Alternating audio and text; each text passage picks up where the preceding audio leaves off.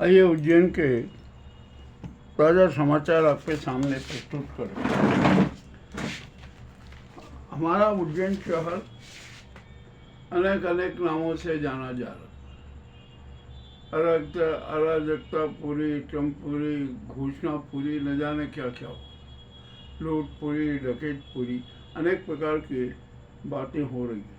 ठीक है, अब चलता रहता है, क्या किया जाए। जैसा हमने कहा था ना कि जो पंचकोशी यात्रा यूँ तो 12 अप्रैल से शुरू होना थी, किंतु ग्रामीण अंचल की जनता 10 तारीख को आ जाती है और 10 तारीख को नागचंद्रेश्वर के दर्शन करके पहले पड़ाव के लिए रवाना हो जाती। कल दिन भर यही क्रम चलता रहेगा और कल के दिन में अधिकांश यात्री पहले पड़ाव पे पहुंच जाएंगे।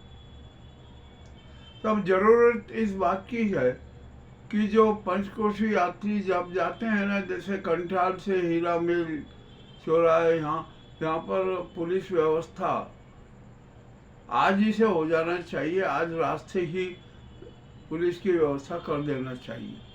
भारी वाहनों का प्रवेश तो बैन कर ही दिया है और ठीक है, 12 को भी जो होगी पंचकोशी यात्रा निकल,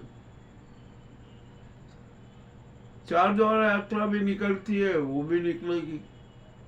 मामला जो भी है ना, सब वो ठीक है, हो जाएगा। सेवाओं के भाव आएंगे, जो भी होगा अच्छा हो। अब यहाँ पर उज्जैन में अभी 2 दिन से आत्महत्या का समाचार नहीं आया था, आज फिर आत्महत्या का समाचार आ गया। एकता नगर में एक विवाहिता ने आत्महत्या कर ली। अब क्या किया जाए, कोई कुछ कह तो सकते नहीं है किसी से, क्या होगा क्या नहीं होगा। ग्राम झरारिया में एक 2 वर्षीय बालक बोरवेल में गिरा, अभी तक उसका रेस्क्यू नहीं हो सका, प्रयास जारी हैं। अब देखते हैं क्या होगा क्या नहीं होगा। अब हमारे शहर में जनता को लूटने की प्रतिस्पर्धा चल रही। हर व्यापारी ने भाव बढ़ा दिए, इतने बढ़ा दिए कि हद से ज्यादा। 15% से लेकर 50% के भाव में वृद्धि हो गई। महंगाई हो गई, जनता तरस रही, जनता का होगा। जैसे उदाहरण के तौर पर जो कचौरी 10 रुपए में मिलती थी ना, वो सीधी 15 रुपए में होगा। और जब पूछा जाता है कि भैया ये क्यों इतनी महंगाई कर दी, क्या है, तो कहते क्या है वो, कह रहे आपको नहीं पता कि गैस टंकी जो ब्लैक में हमें 1000 रुपये मिलती थी, अब वो 2200 और 2500 रुपये में मिल रही है। वाह भाई, कहने का काले कारनामों का दंड भी जनता भुगते। ठीक है, अब क्या करें, मजबूरी है, कोई सुनने को तैयार नहीं, समझने को तैयार नहीं। अब क्या किया जाए। बाजारों में रौनक है,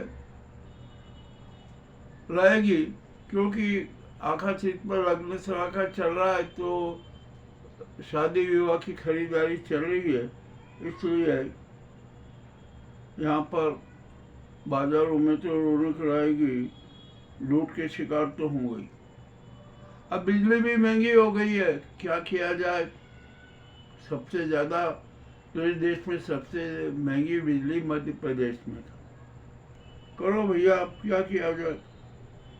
अब तो कुछ कह नहीं सकते। मामला जो भी है ना, वो तो बड़ा विचित्र होता जा रहा है। आज मुझे बड़ा आश्चर्य लगा कि यहाँ पर भू घोटालों की भी भरमार है, किंतु वह पकड़े ही नहीं जा रहे। गोचर भूमियां हड़प ली गई है, कांकड़ की जमीनें हड़प ली गई है, अनेक प्रकार के वो शातिर खेल भी जमीनों के नाम पे हो रहे हैं, बड़े धोखाधड़ी सब कुछ हो रहा है, किंतु कुछ किसी पर भी कोई कार्रवाई नहीं हो रही है। अब क्या किया जाए, जो भी होना है वो तो हो गए। और नशे का व्यापार भी चरम पर है। लोग नशे के व्यापारी पकड़ा भी रहे हैं, अवैध शराब भी बिक रही है, नशीले मादक पदार्थ भी बिक रहे हैं, सब कुछ हो रहा है। अब क्या किया जाए, आदमी को तो नशे की आदत हो गई है ना, उससे तो वो बचना भी बहुत बड़ी मुश्किल है। अब यहाँ पर अखंड आश्रम और यात्री निवास का मामला भी बड़ा उजागर हो गया। मैं तो कह रहा हूँ कि अखंड आश्रम और यात्री की जांच होना चाहिए, और आखिरकार अखंड आश्रम जो न्यास है उसका अध्यक्ष कौन है? क्या शांति स्वरूपानंद है या उनके गुरु है? मामला रोचक है और सबकी खुफिया जांच होना चाहिए, ये भी जरूरी है।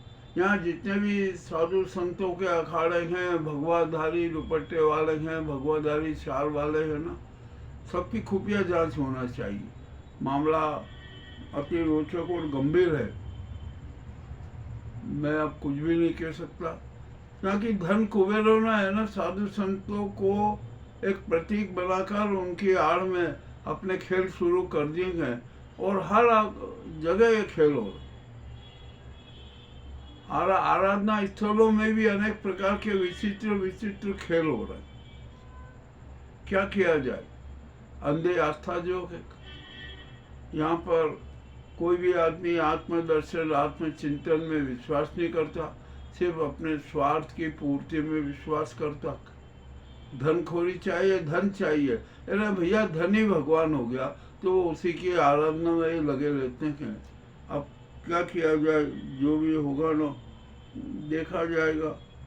जनता को तो शिकार होना ही है। अब गर्मी के तेवर अब तीखे होंगे। अनचाही वर्षा का दौर थम चुका है, और ये सब प्रकृति का है।